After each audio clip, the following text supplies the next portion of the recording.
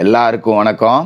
இந்த வீடியோவில் 2024 வருடத்துக்குண்டான பிப்ரவரி மாதத்துக்குண்டான ராசி பலனை நாம் பார்க்க போகிறோம்.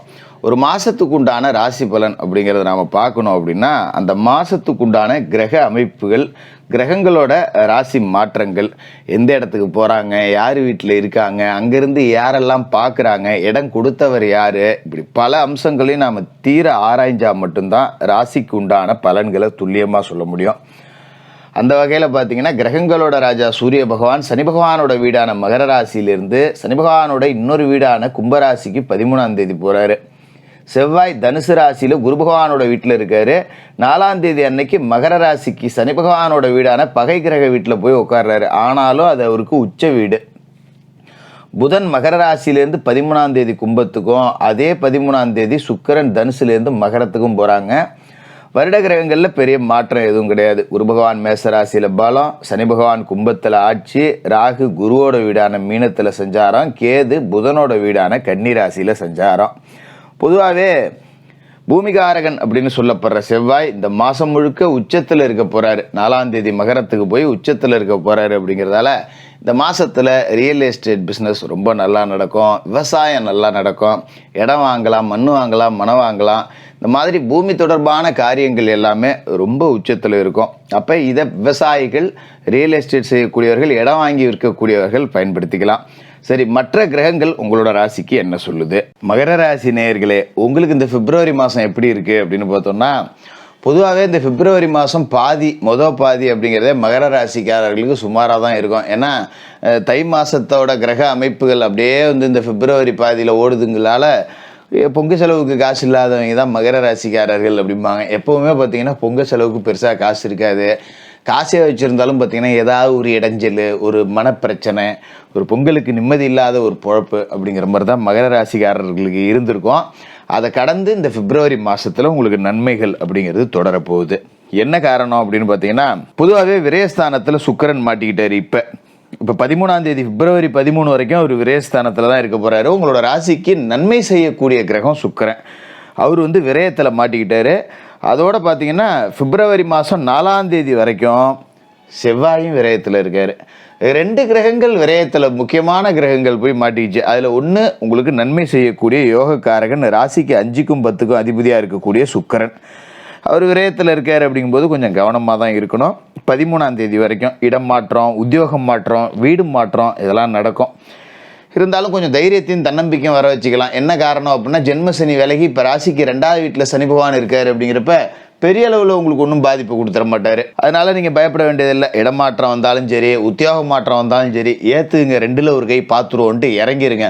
வர்ற மாற்றம் உங்களுக்கு நல்ல மாற்றமாக தான் இருக்கும். இந்த 13 தேதி வரைக்கும் கொஞ்சம் அப்படியே வெளியூருக்கு போனாலும் கொஞ்சம் குடும்ப சிந்தனை, ஊர் சிந்தனையாகவே இருக்கும் இல்லையா, அப்படி இருக்கும். ஆனாலும் அதன் பிறகு நல்ல வளர்ச்சி அப்படிங்கிறது இருக்கும். அதோட 13 தேதி வரைக்கும் உங்களோட ராசியிலேயே சூரியனும் புதனும் ஒன்று கூடியிருக்காங்க. புத ஆதித்ய யோகம் அப்படிங்கிறது ராசியிலே இருக்குது. இப்போ புதன் ராசிக்கு இருக்கிற இந்த 13 தேதி வரைக்கும் பார்த்தீங்கன்னா வேலை இல்லாதவங்களுக்கு வேலை கிடைச்சிடும். அது ஒரு நல்ல யோக அமைப்பு. ஏன்னா 7.5 சனி காலகட்டத்தில் ஜென்மசனியில் பலர் வேலையை இழந்திருப்பாங்க. இருக்கிற வேலையை விட்டுட்டு போகிற மாதிரி இருந்திருக்கும். வருமானம் இல்லாமல் 4 பேர்த்துல ஏச்சிக்கும் பேச்சுக்கு ஆளாகணும். நம்ம தான் வாங்கணும், நம்ம பெற்றவங்களும் சேர்த்து வாங்கணும். என்னப்பா பையன் என்ன பண்ணுறான் அப்படின்னு போகிற இடத்துலலாம் கேட்பாங்களா, அவங்க அங்கே பதில் சொல்ல முடியாமல் வீட்டில் நம்மள 1க்கு 2 திட்டிகிட்டு கிடப்பாங்க, வாங்கிட்டு கிடக்கணும். அப்போ தேவையற்ற மனப்பிரச்சனை. நமக்கு சம்பாதிக்கிறதுக்கு வேலைக்கு போகிறோமோ இல்லையோ, கேட்குறவனுக்கு பதில் சொல்ல முடியல, அதுக்கானாச்சும் எங்கேயாவது ஒரு வேலைக்கு போயிடணும் அப்படிங்கிற முடிவுக்கு வந்துடுவீங்க. வேலையும் இந்த மாதத்தில் கிடைச்சிடும். இதுமாரி பூர்வீக சொத்து பிரச்சனையில் சிக்கி தெரிஞ்சவங்களுக்குலாம் இப்போ பஞ்சாயத்து சாதகமாக முடிஞ்சிடும். ஒரு சொத்தை பிரிச்சிக்க முடியல, அண்ணன் தம்பி உள்ள பாக அட்டவணை போட்டுக்க முடியல, கோர்ட்டில் கேஸில் சொத்து மாட்டிக்கிச்சு, இப்படி இருக்கிற எல்லாத்துக்குமே அந்த சொத்து பிரச்சனை எல்லாம் முடிஞ்சு சொத்து கைக்கு வரப்போகிற ஒரு மாதமாக இருக்க போகுது. இதுவும் ஒரு நல்ல அமைப்பு தான். இதில் 13 தேதிக்கு மேலே பார்த்தீங்கன்னா சூரியன் புதன் 2 பேருமே ராசிக்கு தனவாக்கு குடும்பஸ்தானத்துக்கு போக போகிறாங்க. ரொம்ப அற்புதமான இடம் அது. அதே 13ஆம் தேதி பார்த்தீங்கன்னா சுக்கிர பகவானும் ராசிக்கு வந்துடுவார். இது 3மே சேர்ந்து 13 தேதிக்கு மேலே பிப்ரவரி மாதத்தில் உங்களுக்கு சாதனை படைக்கக்கூடிய அம்சத்தை கொடுக்க போகுது. இந்த தனவாக்கு குடும்பஸ்தானத்தில் புத ஆதித்ய யோகம் 13ஆம் தேதிக்கு மேலே செயல்படுது பார்த்தீங்களா, அதன் பிறகு குடும்ப விருத்தி அப்படிங்கிறது உண்டாகும். குடும்பத்தில் பார்த்தீங்கன்னா ஒருத்தருக்கும் மேற்பட்டவர்கள் வேலைக்கு போகக்கூடிய அமைப்பு.